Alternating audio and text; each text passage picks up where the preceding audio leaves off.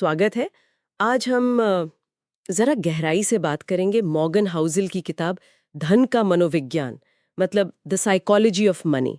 पर काफी फेमस किताब है ये, और इसका जो सेंट्रल आइडिया है वो ये कि पैसा कमाना या मैनेज करना ये सिर्फ नंबर्स का खेल नहीं है। हाँ, बिल्कुल। ये दिमाग का खेल ज्यादा है। किताब यही कहती है कि आपकी होशियारी से ज्यादा जरूरी है आपका व्यवहार, आपका बिहेवियर। सही बात है।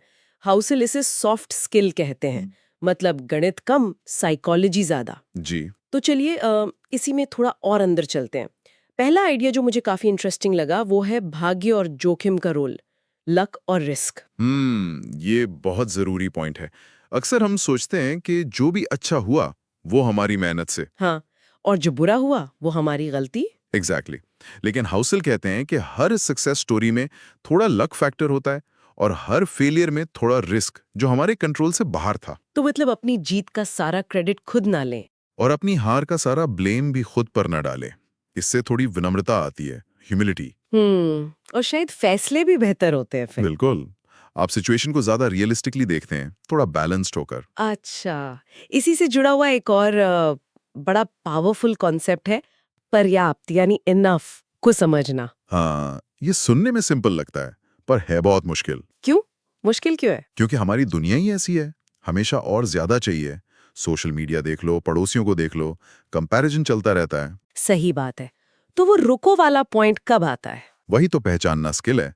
हाउसर कहते हैं कि ये जानना कि आपके लिए इनफ कितना है और फिर उस पर टिके रहना, ये आपको बहुत सारे गैर जरूरी रिस्क और स्ट्रेस से बचाता है। मतलब गोल पोस्ट को शिफ्ट करते ना रहना। हाँ बिल्कुल, वरना ये रेस कभी खत्म नहीं होगी। जो है उसे एंजॉय करना भी जरूरी है, खुशी को बचाना, खुशी को बचाना अच्छा पॉइंट है। अब आते हैं कंपाउंडिंग पर। सुना तो सबने इसके बारे में, जी। लेकिन किताब इसे थोड़ा अलग नजरिए से देखती है। सिर्फ फॉर्मूला नहीं, वॉरेन बफेट का उदाहरण है इसमें। हाँ, और बफेट की कहानी दिखाती है कि उनकी वेल्थ का राज सिर्फ स्मार्ट पिक्स नहीं है। तो फिर क्या है? समय, टाइम। उन्होंने बहुत यंग एज में शुरू किया और फिर दशकों तक, मतलब डेकेड्स तक अपने इन्वेस्टमेंट्स को बस बढ़ने दिया। बिना ज्यादा छेड़छाड़ किए। बिल्कुल। कंपाउंडिंग का जादू तभी चलता है जब आप उसे लंबा, बहुत लंबा टाइम देते हैं। ये धैर्य का खेल है, पेशेंस। अक्सर हम जल्दी रिजल्ट चाहते हैं। हाँ, हमारा दिमाग लीनियर सोचता है जबकि कंपाउंडिंग एक्सपोनेंशियल है। शुरू में धीमा, बाद में तेज। सही कहा। और फिर एक आखिरी आइडिया जो मुझे बहुत पसंद आया, कंट्रोल का महत्व, अपने पैसे पर कंट्रोल। जी, और ये सिर्फ अमीर होने के बारे में नहीं है। हाँ, किताब कहती है कि असली दौलत शायद वो है जो आपको अपने समय पर कंट्रोल दे। बिल्कुल सही। जब आपके पास थोड़ी बचत होती है, सेविंग्स होती हैं, तो आप मजबूरी में कोई जॉब नहीं करते। आप चुन सकते हैं। हाँ, आप चुन सकते हैं कि क्या करना है, कब करना है, किसके साथ करना है।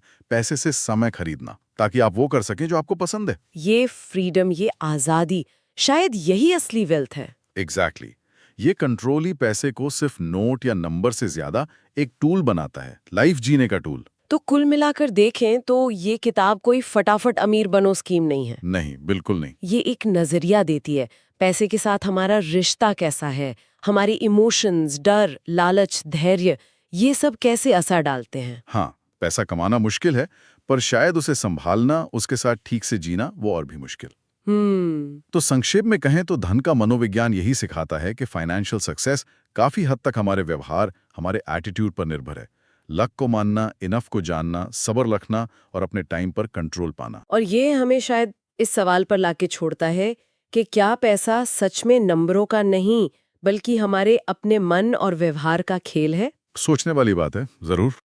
और देखिए, शुरुआती एक ऐसी बात से होती है जो सोचने पर मजबूर करती है कि पैसे में सफलता इस पर कम निर्भर है कि आप कितना जानते हैं, और इस पर ज्यादा कि आप व्यवहार कैसा करते हैं। हाँ, मतलब ये सोच तो पूरी धारणा ही बदल देती है। हाउसेल यही कहते हैं कि पैसे का मैनेजमेंट कोई रॉकेट साइंस या वैसा कुछ हार्ड विज्ञान नहीं है। अच्छा। ये असल में एक सॉफ्ट स्किल है, जैसे जैसे मनोविज्ञान।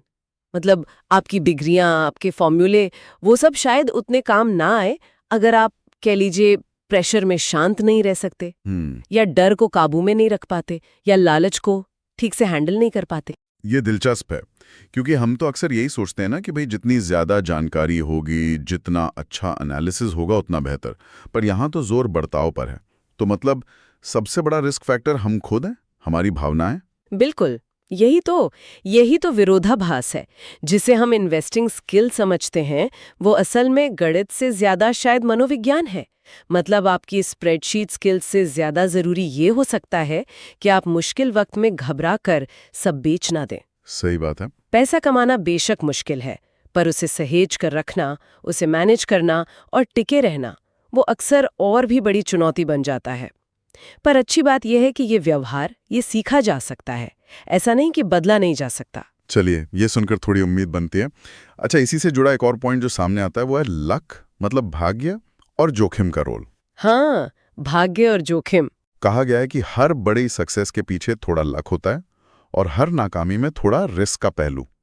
इसे मानना क्यों जरूरी है? देखिए, ये मानने से ना हम में एक विनम्रता आती है। जब हम ये समझते हैं कि हमारी कामयाबी में सिर्फ हमारी मेहनत या काबिलियत नहीं, बल्कि लक का भी हाथ है, तो हम जरूरत से ज्यादा आत्मविश्वास में नहीं उड़ते।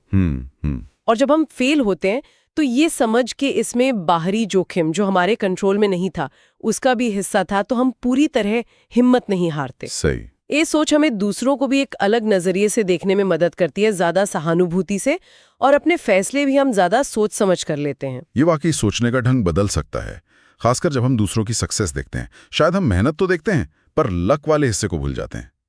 अच्छा, एक और मजेदार कॉन्सेप्ट है पर्याप्त की शक्ति।